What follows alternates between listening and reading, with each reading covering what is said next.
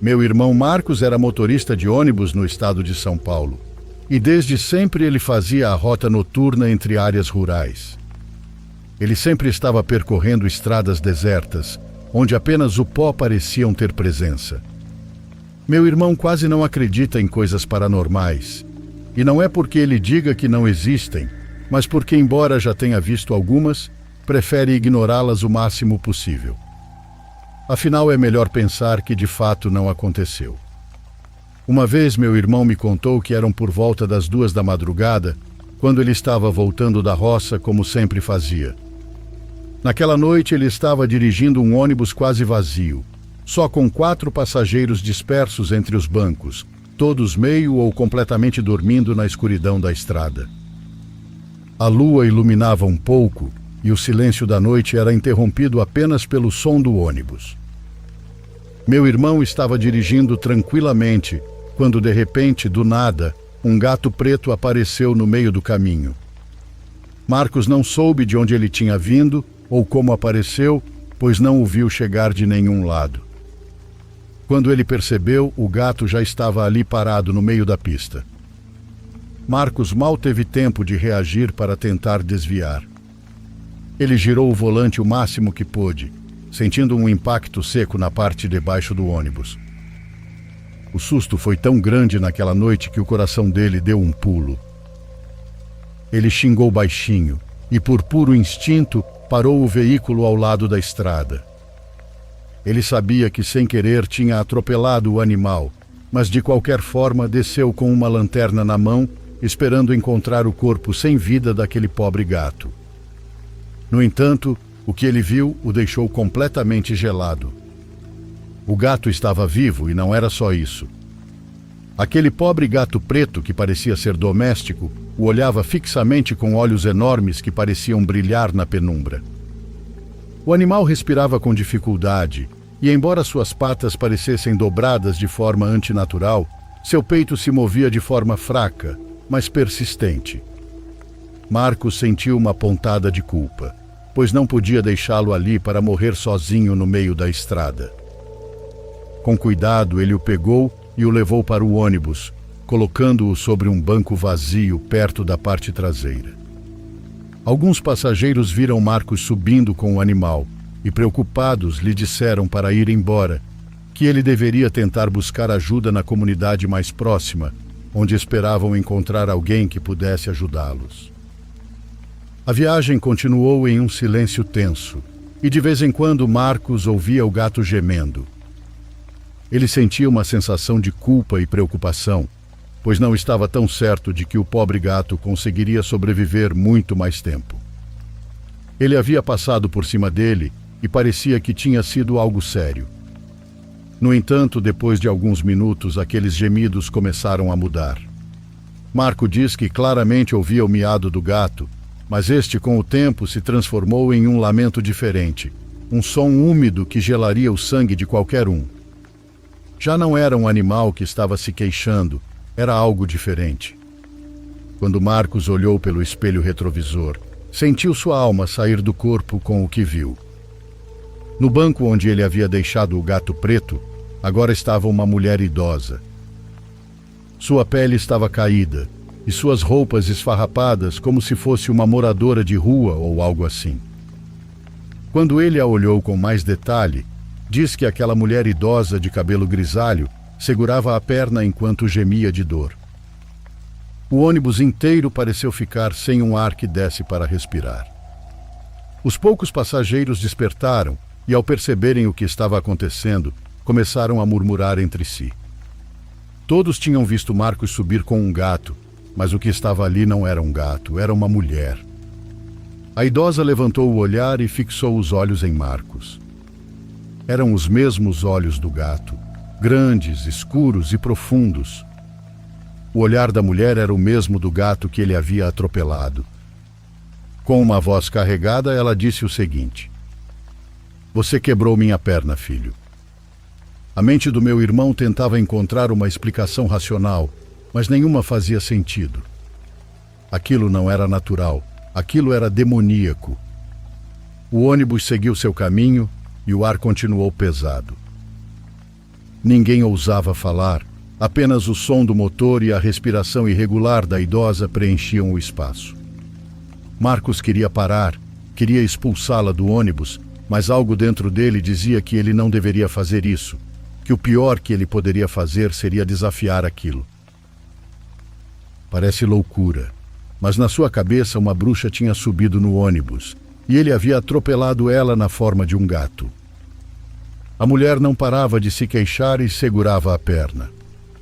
Marcos pedia desculpas, dizendo que não havia sido de propósito, que simplesmente ela apareceu ali na estrada.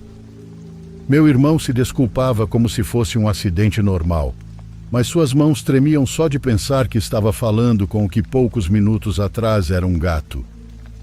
A viagem parecia interminável, e por sorte, já à distância, era possível ver as primeiras luzes do que parecia ser a comunidade mais próxima. Embora ele não soubesse se pela hora acharia algum médico, não havia outra escolha. Ele tinha que chegar e tentar a sorte. Assim que o ônibus parou, Marcos abriu a porta e a idosa, sem dizer nada e sem pedir ajuda, se levantou.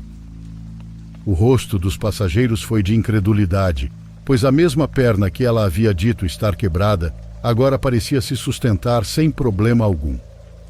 Ela desceu do ônibus com calma e, antes de desaparecer na escuridão do canavial, olhou uma última vez para Marcos e disse: "Obrigado por me trazer." Depois simplesmente se foi, caminhando como se nada tivesse acontecido, como se sua perna estivesse curada ou saudável em questão de 2 minutos. Os passageiros ficaram como loucos murmurando entre si. Eles se benziam e balançavam a cabeça, como se tentassem se convencer de que o que haviam visto não era normal. Marcos ficou sentado no banco por vários segundos, com as mãos agarradas ao volante, sem conseguir se mover. Algo dentro dele dizia que ele havia vivenciado algo horrível, algo paranormal na estrada. Desde aquela noite, Marcos nunca mais dirigiu a rota noturna, e embora continue trabalhando como motorista aqui no Rio, só o faz durante o dia. Ele diz que a estrada de noite já não é mais para ele.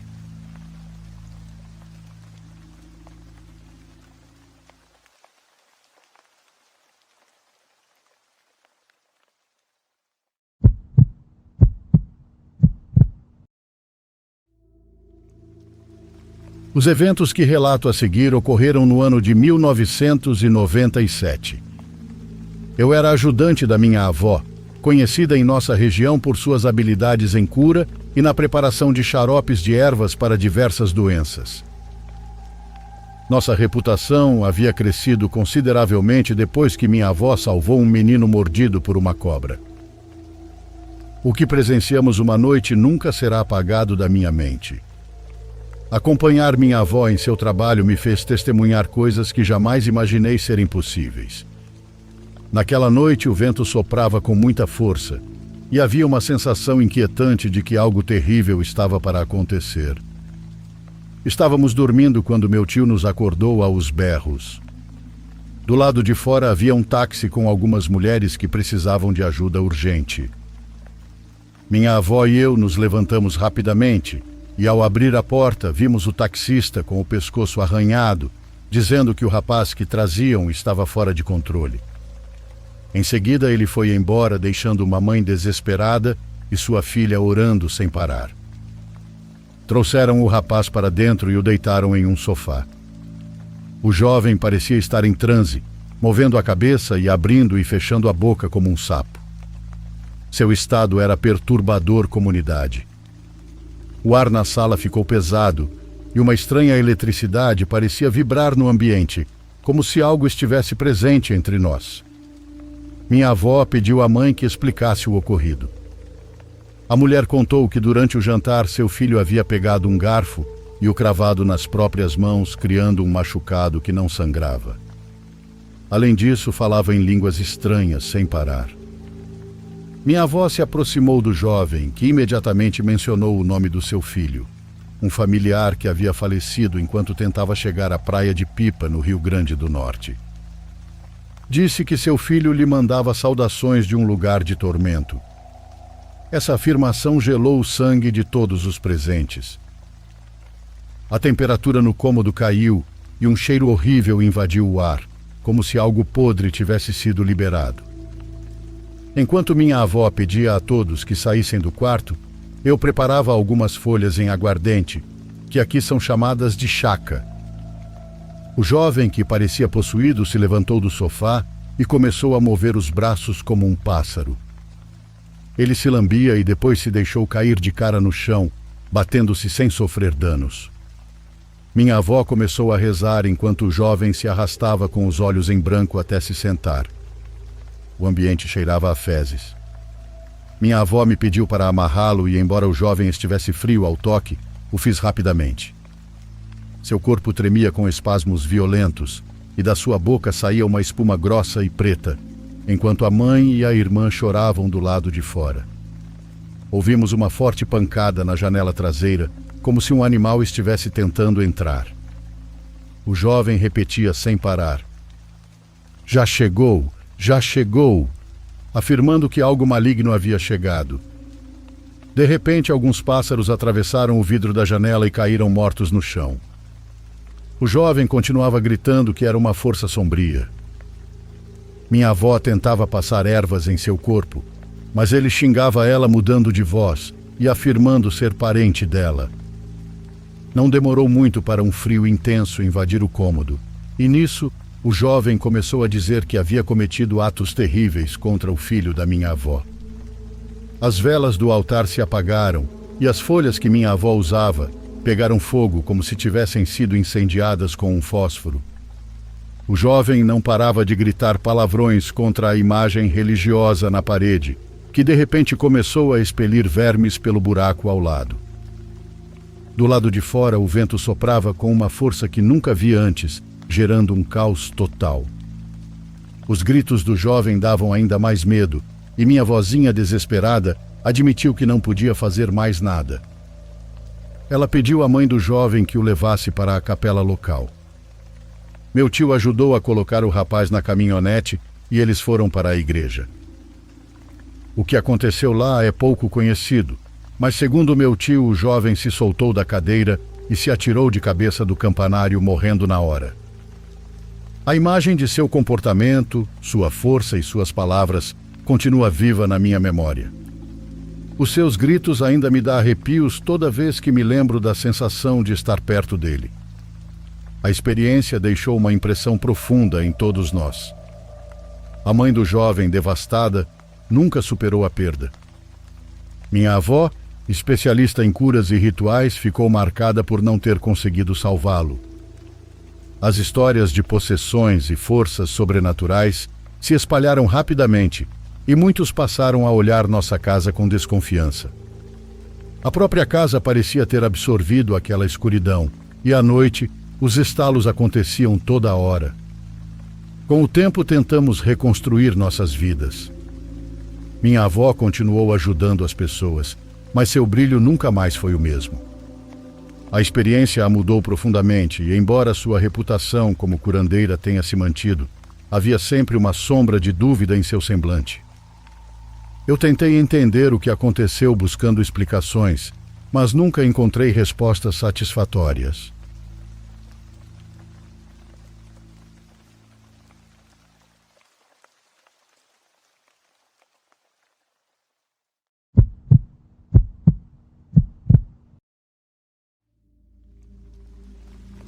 Olá, comunidade. Não sei se mais alguém já passou por algo parecido, mas se sim, eu agradeceria se comentassem, porque há semanas sinto que estou ficando louco. Isso começou quando comecei a trabalhar no turno da noite. Me ofereceram para cobrir o turno de um colega no hospital. Trabalho como maqueiro em um hospital particular e, embora no começo eu não quisesse aceitar, o pagamento era melhor e eu estava precisando muito de dinheiro. O hospital não é muito grande, tem apenas 4 andares e as noites costumam ser bem tranquilas. Eu sou responsável por transportar pacientes entre a emergência, raio-x e cirurgia e por alguma razão no 3º andar, a partir das 3 da manhã, sempre acontece algo estranho. O andar está praticamente vazio nesse horário, tendo apenas alguns quartos que raramente são ocupados e uma sala cirúrgica em desuso há muitos anos. Também há algumas salas administrativas que nessa hora estão sempre vazias. Não há equipe fixa no local, mas todas as noites, exatamente às 3, ouve-se alguém caminhando pelo corredor. São sempre passos lentos, muito lentos. No começo pensei que fosse uma enfermeira, depois achei que fosse algum paciente que tivesse saído do quarto, mas nunca havia ninguém. Eu verificava os quartos, a sala cirúrgica e cheguei até a checar as câmeras, mas não havia ninguém. O mais estranho é que os passos não iam de um lado para o outro, sempre faziam o mesmo trajeto. Era como se viessem do fundo do corredor, caminhassem lentamente até a área de descanso e então parassem, como se ficassem ali. Uma noite eu estava com um médico que também ouviu os passos e me disse: "Se você estiver com alguém, não tem problema, como agora que estamos os dois. Mas se estiver sozinho e escutar, não olhe." Eu ri do comentário dele naquele momento. Achei que ele só queria me assustar, mas ontem à noite eu precisei ir ao 3º andar pouco antes das 3. Foi por causa de uma pessoa que chegou na emergência com uma dor muito forte na vesícula e precisava ser preparada. Eu o levei e acomodei, tudo normal. Depois o levei ao 2º andar e me avisaram que ele ficaria para o procedimento. Pediram que eu avisasse a moça que o havia acompanhado. Ela o esperava no quarto do 3º andar, então subi novamente. Quando cheguei, não havia ninguém no quarto. Não seria estranho se a pessoa tivesse saído para buscar um café ou talvez descido, mas de repente as luzes se apagaram. Ouvi tudo se desligando no hospital, emergência, sala cirúrgica e até as luzes do corredor. Claro que não completamente, porque em questão de segundos o gerador de emergência foi ativado. Uma luz fraca se acendeu naquele andar e no corredor. Fraca e avermelhada. Não iluminava tudo, mas o suficiente para andar. Como havia pouco pessoal, pensei que com certeza precisariam de mim na sala cirúrgica. Me preparei para ir até as escadas para descer, mas então eu ouvi os passos. Estavam vindo de novo e eu olhei, porque jurei que fosse a moça que acompanhava o paciente procurando as escadas. Não vi nada no início, mas à medida que se aproximavam, algo começou a aparecer na luz fraca. Era uma sombra muito alta e não andava como uma pessoa. Suas pernas se arrastavam um pouco, como se fosse difícil caminhar, mas não fazia barulho ao arrastá-las. Só se ouviam os passos. Quando se aproximou mais, percebi que o rosto estava coberto com um tipo de pano branco, como os que usamos para cobrir os falecidos. Minha alma saiu do corpo. Foi como se eu não estivesse ali. Como se minha mente tivesse parado de funcionar para que eu não morresse de medo. Ele não falou comigo, não me olhou, apenas continuou caminhando até a estação de descanso e parou ali. Fiquei parado até as luzes voltarem. Foram só alguns segundos, mas imaginem o que foi para mim. Embora os colegas digam que não acreditam, sinto que no fundo ignorar é a reação esperada. Mas acredito que todos, no fundo, sabem que há algo real naquele andar. Não há outra razão para ele estar vazio. Eu não quero mais subir lá sozinho, mas estou terminando esta história que comecei hoje de manhã, enquanto estou chegando ao trabalho. Vejo agora na folha de atribuições que preciso levar um paciente ao 3º andar assim que ele sair dos exames. Isso pode ser a qualquer momento, e por algum motivo, sinto que vou ter o azar de ser perto das 3. Espero em Deus que eu vá acompanhado, pois não quero estar sozinho. Acredito em comunidade. Não estou mentindo quando digo que vi o que vi.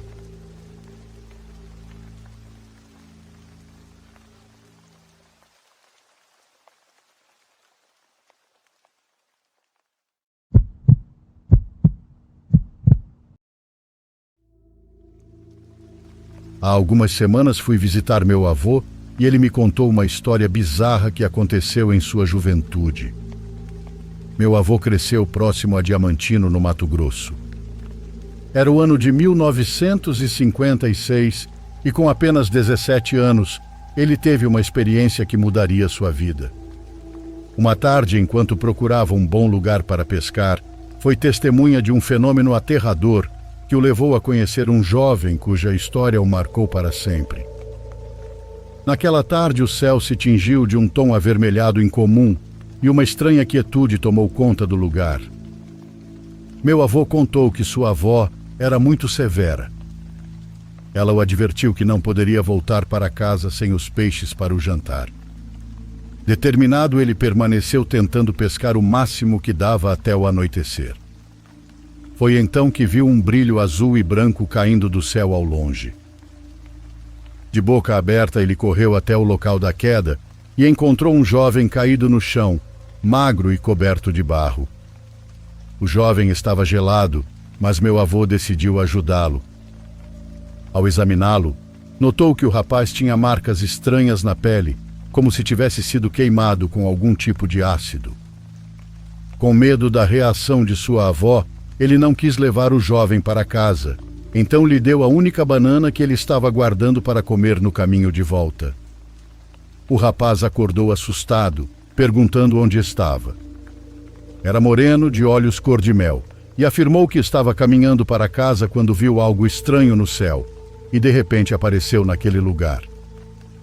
Desorientado e assustado, chorava e dizia que queria voltar para sua casa, uma fazenda chamada Caninha Branca, embora não se lembrasse em que município ficava. Suas roupas estavam rasgadas e cheiravam a fumaça, como se tivesse passado por um incêndio. Cansado dos maus tratos da avó, meu avô viu nessa situação uma oportunidade de escapar. Ele decidiu não voltar para casa e foi com o jovem para uma chácara a cerca de 2 horas de distância. Lá encontraram roupas velhas em um lixão e começaram a trabalhar como ajudantes de pedreiros na estrada. Com o tempo, o jovem mencionou que queria ir para a cidade e assim seus caminhos se separaram. Anos depois, meu avô se estabeleceu em uma cidade a 2 horas de distância, onde conheceu sua esposa e formou uma família. Meu avô nunca esqueceu as palavras do jovem sobre luzes que devoram almas. Um dia, enquanto caminhava para casa, reencontrou aquele jovem, agora já um homem, e eles se cumprimentaram. Meu avô, no meio da conversa, o convidou para ir até sua casa. O homem, que nunca se casou, contou que havia trabalhado em um barco e que ainda não conseguia se lembrar exatamente de onde vinha. Foi então que ele revelou detalhes surpreendentes de sua história. Ele afirmou que era do ano de 1914 e que, enquanto caminhava para casa depois de uma reunião em uma assembleia rural, viu um objeto no céu parecido com um grande prato. Ele sentiu uma dor aguda na cabeça e, em seguida, apareceu no meio do nada. Ao ouvir isso, meu avô sentiu um calafrio, lembrando que no local onde encontrou o jovem a terra sempre permanecia estéril. O homem se surpreendia com as inovações tecnológicas como a eletricidade, os rádios e as televisões. Apesar da diferença de tempo e das circunstâncias incomuns do encontro, eles se tornaram grandes companheiros. O homem sempre viveu com uma melancolia persistente, saudoso do seu tempo e da sua casa perdida. Seus olhos tinham um olhar triste, como se visse algo que os outros não podiam perceber.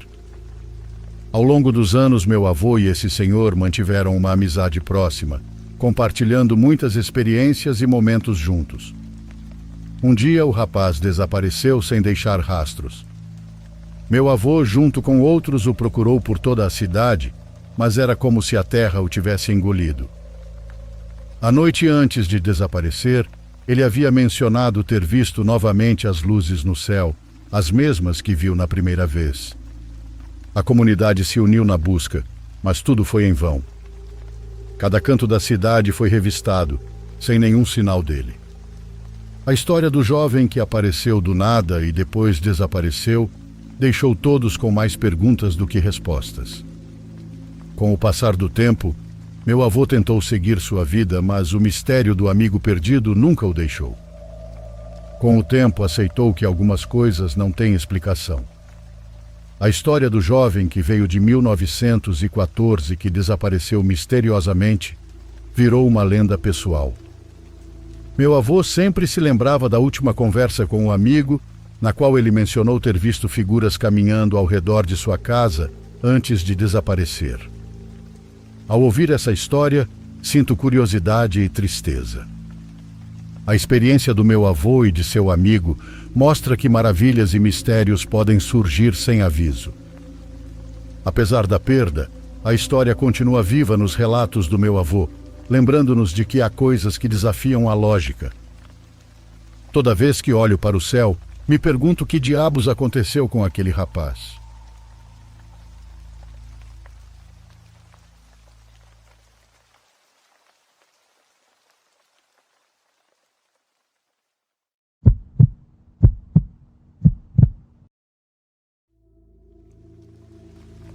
Tudo começou quando eu era mais jovem. Meus pais e eu havíamos nos mudado recentemente para Benevides, para viver perto dos meus avós.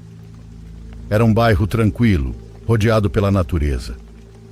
A poucas ruas de nossa casa havia um caminho de terra longo e sinuoso. Muitos o usavam para correr, andar de bicicleta ou simplesmente caminhar. Eu era fascinado por aquele caminho. A brisa do rio, o som das árvores e a sensação de liberdade me davam uma paz que poucas coisas conseguiam igualar. Lembro que meu avô sempre me advertia para nunca ir por aquele caminho quando estivesse escuro. Pode te acontecer algo, pode se perder ou algo pior. Eu, como criança curiosa que era, o ouvia, mas não compreendia totalmente o perigo. Para mim, tudo era uma aventura. Uma tarde, enquanto jogava bola com meus amigos do bairro, um deles disse: "E se a gente for essa noite ao caminho para ver se encontramos algo estranho?" A ideia parecia legal, e embora a voz do meu avô ecoasse na minha cabeça, aceitei. Achei que seria divertido, além disso, estaria com meus amigos. Planejamos tudo para a noite seguinte. Com lanterna na mão, nos aventuramos pelo caminho. Íamos brincando e contando histórias de terror em voz baixa. Um pouco era para não chamar a atenção de alguém, mas também porque sentíamos que contando histórias assim ficava mais legal. No começo, o caminho e o ambiente, apesar da escuridão, não pareciam tão assustadores. Mas tudo mudou de um segundo para o outro. Nenhum de nós conhecia o caminho à noite e tropeçávamos em pedras e galhos no chão. De repente cometi um erro. Apaguei a luz da minha lanterna para assustar meus amigos. Pisei em falso numa pedra e, sem poder evitar, escorreguei, caindo por um pequeno barranco que descia até o rio. Senti a terra arranhando meus braços e ouvi minha lanterna se arregaçar numa pedra, apagando imediatamente. A escuridão me envolveu como um cobertor. O som da água correndo, o estalar dos galhos e o som do vento entre as árvores ficaram mais altos. Era como se o bosque inteiro estivesse respirando ao meu redor. Do alto ouvia as vozes distantes dos meus amigos tentando encontrar uma maneira de descer, mas eu já não prestava atenção neles. Algo no ambiente havia mudado, pois eu percebi que não estava mais sozinho. Atrás de uma árvore, a poucos metros, vi uma silhueta emergir da escuridão. Não era humana, era uma figura alta, alongada e mal distinguível entre as sombras. Parecia parte da vegetação, mas o que me paralisou não foi sua forma, foram seus olhos. Duas bolas brancas e brilhantes me observavam com intensidade e estavam sorrindo. Era um sorriso largo, largo demais para qualquer rosto humano. Uma careta torta, como se estivesse se alimentando do meu medo e desespero. Tentei gritar, mas o medo apertou minha garganta, como se uma mão me segurasse o pescoço. Foi então que ouvi uma voz conhecida do alto do barranco. Um dos meus amigos havia conseguido descer. Sem olhar para trás, agarrei-me a ele e subimos como pudemos. Quando chegamos ao topo, ninguém disse nada. Apenas corremos. Corremos sem olhar para trás, como se algo estivesse nos perseguindo, porque no fundo sabíamos que algo nos havia visto. Cheguei em casa por volta da 1 da madrugada, suando frio e com o coração prestes a explodir. Não quis acordar ninguém, então me sentei em frente à televisão, tentando me acalmar. A casa estava em silêncio, exceto pelo som da televisão ao fundo. Depois de alguns minutos, tomei uma água e coloquei no filme do Homem de Ferro. Acabei por me deitar no sofá, e quando coloquei a cabeça na almofada, ouvi batidas na porta. No começo eram devagar, mas logo se tornaram insistentes e violentas. Olhei pela janela pensando que talvez fosse algum amigo tirando com a minha cara, mas não havia ninguém. Voltei a me deitar, tentando ignorar o que havia ouvido.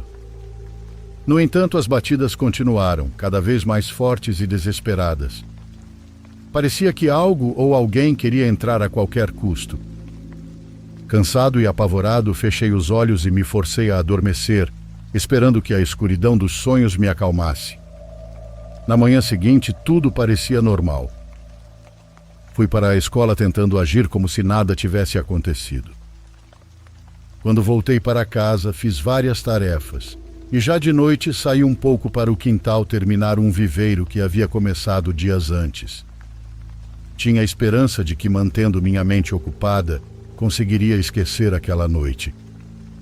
De repente, minha mãe me chamou de dentro de casa. Entra já, vou apagar a luz de fora. Ignorei pensando que ela não apagaria, mas ela apagou. A lâmpada da entrada se apagou de repente e a escuridão me envolveu. E então ouvi um som seco no portão, 3 batidas fortes. Me virei com o coração batendo nos ouvidos e vi uma figura sombria de pé, sobre 2 patas, do outro lado do portão. Tinha cabeça de cachorro, garras longas como lâminas e olhos que brilhavam com uma luz vermelha. Sua boca estava aberta de um jeito que parecia impossível. Não era um animal, nem um ser humano, era algo mais. Fiquei paralisado e quando finalmente consegui gritar, foi com uma voz que mal reconheci como minha. Mamãe! A porta se abriu e corri para dentro sem olhar para trás, me jogando no sofá da sala, tremendo e com os olhos arregalados. Minha mãe tentava me acalmar e perguntava o que havia acontecido, mas eu não conseguia falar. Apenas olhava para a porta fechada, sentindo que aquilo ainda estava lá fora. Desde aquela noite, nunca mais me senti completamente sozinho. Quando consegui falar sobre meus medos, escolhi meu avô para desabafar. Sua advertência havia sido real e eu tinha certeza de que ele sabia mais do que dizia. Sua expressão mostrava que eu havia ignorado seu aviso, mas mesmo assim estava aliviado porque aquela coisa que habitava a escuridão da floresta não havia me levado. Meu avô foi um dos primeiros a comprar terrenos naquela região, um dos primeiros vizinhos daquela colônia afastada. Ele sabia que muito antes da cidade crescer e as casas se espalharem, aquela terra tinha outro nome. Os antigos chamavam aquele lugar de Muro dos Crânios. Dizia-se que era um sítio sagrado ou amaldiçoado, dependendo de quem contava. Durante anos, um culto de raízes portuguesa guardou aquele território. Não eram apenas guardiões, eram herdeiros de uma raça que acreditava em deuses diferentes das outras culturas. Eles acreditavam que a terra era uma porta entre este mundo e um mais antigo. Realizavam oferendas, enterravam corpos e sacrificavam animais, às vezes até pessoas, para manter um pacto selado. Com o tempo, a modernidade chegou, o povo do culto foi expulso, taxado de bruxos, assassinos e loucos. Com o tempo, transformaram as terras em um bairro, mas o que estava enterrado ali nunca foi destruído. Desde então, naquele caminho onde as crianças brincavam, algo desperta quando a noite cai. É uma presença escura, de olhos brilhantes e sorriso antinatural, que caminha entre as sombras. Alimenta-se do medo e da desobediência. Dizem que quando alguém entra na floresta sem permissão, essa figura com garras e cabeça de cachorro aparece. Não para matar, mas para marcar. E uma vez que ele te viu, nunca mais te deixa completamente. O pior é que eu ainda sonho com ele. Às vezes, quando caminho perto de uma floresta, não consigo evitar lembrar daquela coisa. Sempre me pergunto se de alguma maneira aquele ser ainda está me seguindo,